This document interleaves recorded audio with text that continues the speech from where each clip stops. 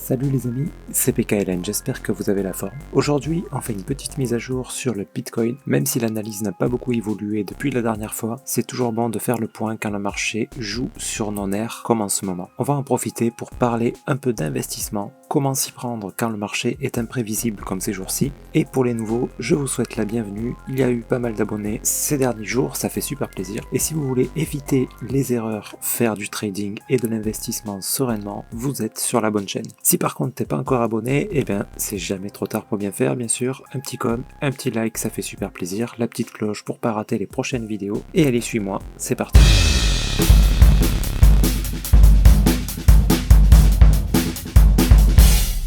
Alors comme je vous disais, pour ce qui est de l'analyse, vous voyez, je vous avais fait une analyse, je crois que c'était par là, dans cette zone-là. Et je vous disais que bon, c'était un peu incertain, on sait pas trop où ça va, ou c'était par là.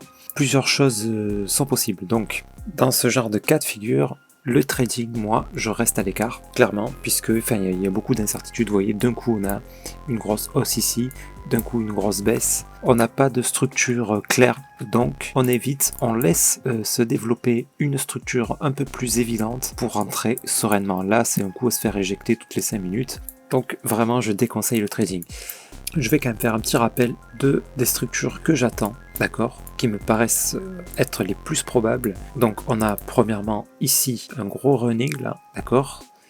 Je rappelle ce que c'est le running. On va passer en daily, c'est plutôt en journalier ça. C'est en fait une correction, c'est une correction qui est une figure de continuation de tendance. Donc clairement, vous voyez sur le long terme, on est sur une tendance haussière. On a eu une big impulsion là. Cette impulsion est en train d'être corrigée et même apparemment, le plus probable c'est qu'on soit sur la fin de cette correction, d'accord. Ça nous fait un joli running ici pour une continuation de tendance vers le haut. Ok. On a eu ici quelque chose qui nous a dit c'est peut-être le départ et finalement ça s'est invalidé. Ça s'est invalidé où? Ici. Tac, quand on est venu ici faire cette grosse impulsion là, ça aurait pu être ici un régular donc pour continuer vers le haut, mais il est descendu bien trop bas. Notre régular, il est toujours possible en fait. Ça pour monter, mais c'est de moins en moins probable. Ok. Là, ça ressemble plutôt, moi ce que j'attends, donc le plus probable, ça serait ça, ça. Là j'attendais à ce qu'on vienne casser le top, d'accord, pour venir descendre un peu plus bas, venir casser ce dernier plus bas. Et tant qu'on casse pas ce dernier plus bas, je le rappelle, on est toujours dans un running. Il peut venir ici casser le dernier plus bas, remonter, casser encore le dernier plus bas. Tant qu'on est au-dessus de cette valeur-là, eh ben, tout ça c'est très bon. Au plus ça traîne, au plus on a de chances que ça reparte fortement à la hausse. Un peu comme ici là. Idéalement, voilà, une structure qui traîne comme ça, là, qui vient casser les derniers plus bas de plus en plus timidement, c'est parfait. C'est parfait pour prendre des trades vraiment profitables. Ok, on n'en est pas là. Là, ce qui nous fait, on ne sait pas. On est plutôt sur voilà, une impulsion. On n'a pas un régular ici, pas encore en tout cas. Donc, ici, si ça part à la hausse, on se méfie parce que une fois cassé ce dernier plus haut là, il peut venir nous valider ici un régular, qui est une figure de continuation ici. Donc ça voudrait dire qu'on irait plus bas. Mais on n'a aucune indication qui nous dit clairement ça va monter pour venir ici avant de descendre. Donc là, on n'en sait rien. Ça peut être aussi un expanding, c'est une figure beaucoup plus rare, mais qui existe. Pardon, pas un expanding, un contracting, pardon. Un contracting, un expanding c'est complètement l'inverse. Donc ça peut être un contracting comme ça, qui viennent pas casser le top pour venir descendre directement casser plus bas. Ça c'est possible aussi. Donc là, autant vous dire qu'on a tout autant de chances de venir ici casser ce dernier plus haut avant de descendre, que de venir directement casser le dernier plus bas. Donc là, si on prend un trade, clairement c'est du 50-50. C'est-à-dire qu'autant jouer à pile ou face, ou voilà, enfin jouer à pile ou face, dire pile je prends un trade en achat, face je prends un trade en descente. Voilà, moi je déconseille bien sûr de faire ça, puisque quand vous avez une chance sur deux, vous perdez plus souvent que ce que vous gagnez en fait, bizarrement. Je sais que c'est un drôle de phénomène ça. Mais bref, voilà pour ce qui est du trading ici, on attend, on laisse tomber, on attend de voir les structures qui vont se dessiner. Par contre, du coup, voilà, là c'est un bon moment pour investir. À chaque fois qu'on a des bas là, comme ici, là ça a beaucoup descendu, si ça vient monter, bon on va pas investir là, on sait qu'on risque ça. Donc on attend, si on obtient ça, parfait. Ici on met un ordre d'achat, on rachète un peu, s'il descend encore plus bas, qui traîne, boum. Voilà que dans un mois vous avez pu mettre un petit peu de sous de côté pour réinvestir Voilà, ça sera parfait. On achète tous les points bas, quoi. Tous les points bas, là, ça fait une belle descente depuis plusieurs mois maintenant. Donc, voilà, c'est des bons moments pour investir. Moi, pour mes investissements, c'est comme ça que je m'y prends. J'investis pas au hasard en me disant j'attends 6 ans et puis on verra dans 6 ans, ça sera probablement plus haut. Certes, mais sachant lire les structures, j'optimise. Bon, là où j'ai le plus investi, bien sûr, c'est par là. J'avais investi un petit peu là pendant la chute, j'avais mis un petit peu ici des sommes que j'avais vendues par là. J'avais un petit peu racheté ici au cas où on obtienne un gros régular. Bon, ça n'a pas été le cas. J'ai mis très peu. Par contre, ici, là, je commence à mettre beaucoup plus. Là, s'il vient casser ce dernier plus bas, là, pareil. Et je parle bien d'investissement, hein, pas de trading. C'est-à-dire que là, c'est des bons prix parce que notre objectif, il sera ici. Mais après, s'il vient casser ce plus bas, ça peut traîner ici encore pendant 1 an ou 2 ans. Donc voilà, ça reste de l'investissement. Donc il faut avoir une vision long terme pour ça. Pour posséder un petit peu de Bitcoin, et à chaque fois que ça ira plus bas, j'en rachèterai pour en posséder un petit peu plus. Alors je parle du Bitcoin, c'est pareil sur les Alta. Moi perso, j'investis un peu plus sur le Solana que sur le Bitcoin. Ouais, le Solana pareil. C'est la structure, on n'en est pas à la même étape que le Bitcoin. Vous voyez, si on devait comparer, on serait dans cette partie-là du Solana. D'accord? On a obtenu une grosse baisse et on a un mouvement qui est plutôt en train de s'essouffler. Vous voyez, une grosse baisse, ça commence un peu à s'essouffler. Donc c'est un bon moment pour investir. Ok, dans ce genre de mouvement. Après, on obtiendra une montée, très probablement, hein, pour ensuite venir rechuter, pour nous donner une structure plus grande, soit un régular, d'accord, soit un running, ce qui est possible aussi. Tac, tac.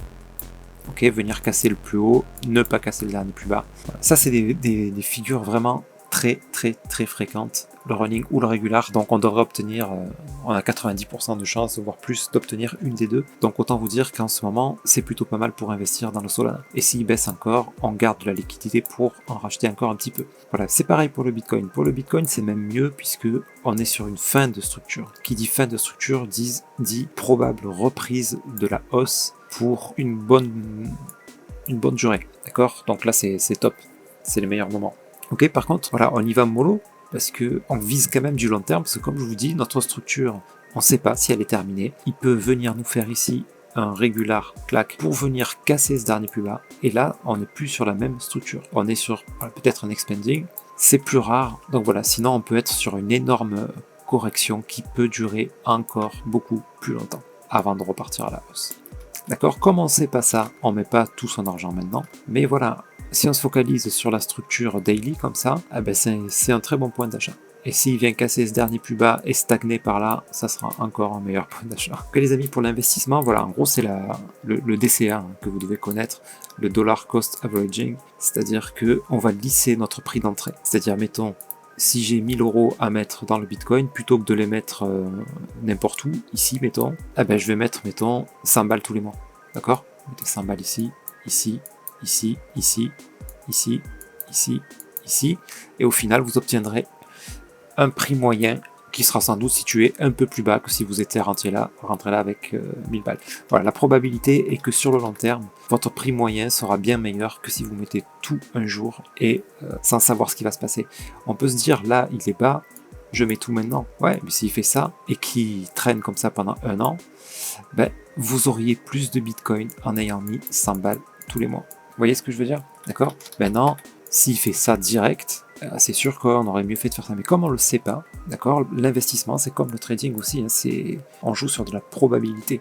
Voilà, quand on regarde dans le passé, qu'on fait des simulations, ce que j'ai fait, et ce que beaucoup d'autres ont fait, on constate toujours qu'en mettant une somme, en éparpillant notre somme, sur le long terme, on est toujours gagnant, quasiment toujours gagnant. J'ai jamais vu de contre-exemple, donc peut-être qu'il y en a. Si vous en avez, n'hésitez pas à m'en faire part dans les coms, mais j'ai jamais vu de contre-exemple. Pour l'instant, c'est vraiment la méthode que je conseille pour de l'investissement. Si vous savez lire les structures, ou que vous suivez la chaîne, donc vous optimisez ça, c'est-à-dire qu'on ne va pas commencer à investir ici. Ici, j'avais annoncé qu'on attendait le C d'un running, d'accord? Donc là, on ne commence pas à investir là. On a une chute, boum, grosse chute, là on commence. Correction, ça descend encore plus bas, on continue. Ça descend encore plus bas, on continue. Là, c'est l'incertitude de la plus totale. Tant qu'on est par là, si c'est écoulé 1 mois, vous avez mis un peu de sous de côté, on peut remettre. On est sur des bons prix. S'il monte comme ça, là on ne met pas parce qu'on sait que ici on risque de chuter. D'accord? On attend. Si on chute, là on met. Ok. Maintenant, si on part ici sur un cycle avec une grosse impulsion, un gros signal d'achat, ben là on continue à remettre un peu et puis on reprend notre train habituel de mettre 100 balles tous les mois par exemple, ou toutes les semaines, peu importe. Ok, ça c'est en fonction de votre budget, vous devez établir votre plan. Voilà, dans tous les cas, voilà, établissez un plan et étalez-le sur une certaine durée. Voilà, par expérience, ça fonctionne mieux pour plusieurs raisons. La première, c'est la psychologie. Ceux qui ont mis beaucoup ici, même si un jour ils seront très probablement profitables, c'est pour l'instant on reste sur quelque chose de très haussier, donc probablement que vous serez profitable même si vous avez investi ici. Mais pour le moral, c'est très mauvais. Parce que là, le Bitcoin peut nous faire ça, venir casser ce top là. Il peut venir nous le faire dans un mois, venir casser ce bas, il peut venir le faire dans 3 mois. Voilà, le développement d'une structure comme ça peut prendre des mois. Et il peut s'amuser à traîner comme ça, remonter, redescendre, traîner comme ça pendant 6 mois, 1 an. C'est possible. Psychologiquement, c'est très très difficile. Vous aurez des doutes, vous aurez des phases des pulsions, vous aurez envie de vendre, etc. Tandis que si vous faites du DCA, vous gardez un petit peu de sous, vous vous dites, moi ce que j'attends c'est qu'il casse ce bas pour acheter, ben en fait, le moment où ça descend, comme ça, vous n'êtes pas en pleine déprime, là vous êtes content. Et rien que ça change toute la donne. Vous êtes content parce que vous avez pu mettre un peu plus d'argent de côté, vous avez pu rentrer, mettons, au lieu de rentrer 100 balles, sur votre investissement global qui était, mettons, de 1000 balles au départ, finalement, ça devient 1100, et donc là, vous pouvez mettre 200, et vous êtes content parce que vous en avez plus. Ça monte un peu, super, c'est toujours positif quand ça monte, hein. Vous voyez votre portefeuille qui augmente, ça fait toujours plaisir. Ça redescend, ben on est content parce que ça y est, on peut racheter un peu plus, et pendant la montée, j'en aurai plus. Vous voyez, psychologiquement, c'est 100 fois mieux de faire comme ça, parce que c'est pas la déprime, quoi. Et donc ça vous permettra surtout de durer sur le long terme parce qu'il ne faut pas se leurrer aussi, n'oubliez jamais, si vous voulez être profitable, il va vous falloir avoir les épaules solides et tenir sur le long terme. Il y a beaucoup trop de pièges, à moins d'avoir un coup de bol, vous découvrez le Bitcoin et vous rentrez à ce moment-là, sauf qu'à ce moment-là, le problème c'est que les médias, tout le monde vous disait, ça va chuter à zéro, il ne faut pas acheter. Donc bon, mais si vous avez eu le courage de le faire, là vous êtes content, quoi. Vous êtes toujours en positif aujourd'hui. Ok, bon, à part un coup de chance, voilà, on mise jamais sur la chance dans l'investissement ou dans le trading. Voilà, c'est en étalant ces achats comme ça que mentalement on arrive à tenir sur le long terme. Ok les amis, sur ce, j'espère que cette vidéo vous sera utile. Prenez soin de vous et de votre portefeuille. Je vous souhaite une excellente journée. Je vous dis à très bientôt. C'était PKLM, merci.